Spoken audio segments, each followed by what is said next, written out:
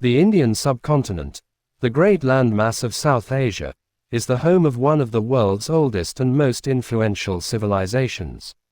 In this article, the subcontinent, which for historical purposes is usually called simply India, is understood to comprise the areas of not only the present-day Republic of India, free from British rule since August 15, 1947, celebrated as the country's Independence Day, but also the republics of Pakistan, partitioned from India in 1947, and Bangladesh, which formed the eastern part of Pakistan until its independence in 1971. For the histories of these latter two countries since their creation, see Pakistan and Bangladesh. Since early times, the Indian subcontinent appears to have provided an attractive habitat for human occupation. Toward the south it is effectively sheltered by wide expanses of ocean, which tended to isolate it culturally in ancient times, while to the north it is protected by the massive ranges of the Himalayas, which also sheltered it from the Arctic winds and the air currents of Central Asia. Only in the northwest and northeast is there easier access by land, and it was through those two sectors that most of the early contacts with the outside world took place. Within the framework of hills and mountains represented by the Indo-Iranian borderlands on the west, the Indo-Myanmar borderlands in the east, and the Himalayas to the north, the subcontinent may in broadest terms be divided into two major divisions. In the north, the basins of the Indus and Ganges, Ganga, rivers, the Indo-Gangetic plain, and, to the south, the block of Archean rocks that forms the Deccan Plateau region.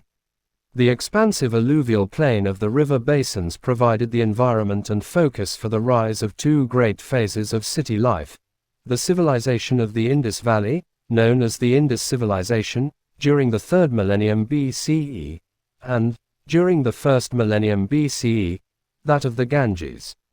To the south of this zone, and separating it from the peninsula proper, is a belt of hills and forests, running generally from west to east and to this day largely inhabited by tribal people. This belt has played mainly a negative role throughout Indian history in that it remained relatively thinly populated and did not form the focal point of any of the principal regional cultural developments of South Asia. However, it is traversed by various routes linking the more attractive areas north and south of it.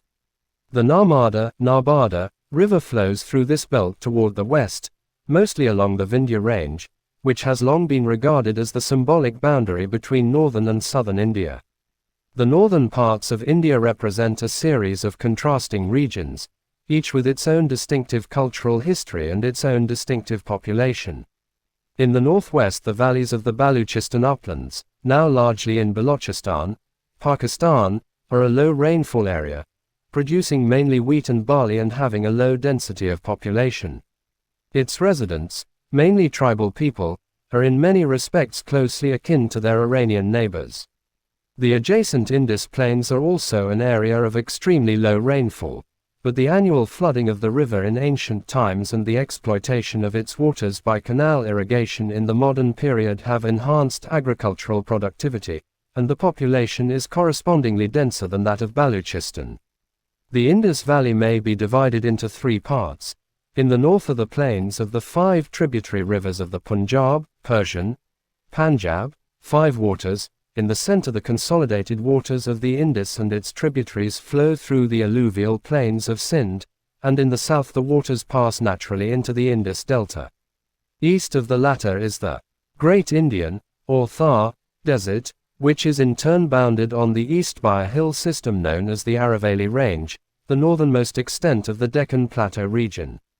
Beyond them is the hilly region of Rajasthan and the Malwa Plateau.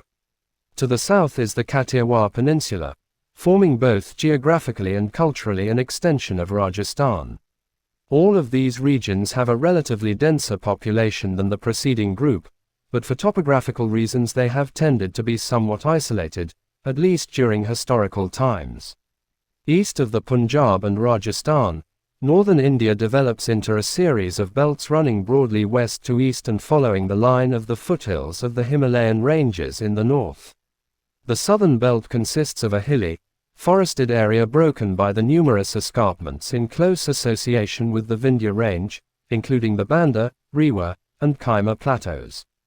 Between the hills of central India and the Himalayas lies the Ganges River Valley proper, constituting an area of high-density population, moderate rainfall, and high agricultural productivity.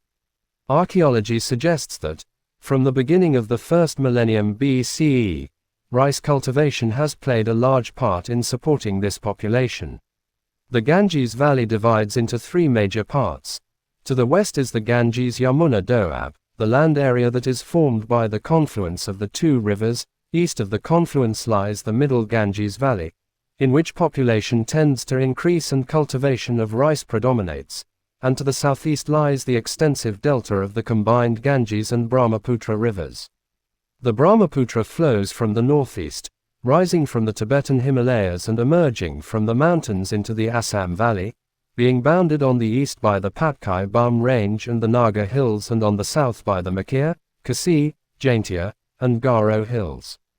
There is plenty of evidence that influences reached India from the northeast in ancient times, even if they're less prominent than those that arrived from the northwest.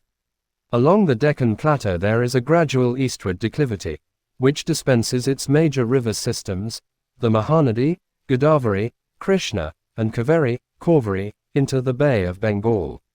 Rising some 3,000 feet, 1,000 meters, or more along the western edge of the Deccan, the escarpment known as the Western Ghats traps the moisture of winds from the Arabian Sea, most notably during the southwest monsoon, creating a tropical monsoon climate along the narrow western littoral and depriving the Deccan of significant precipitation.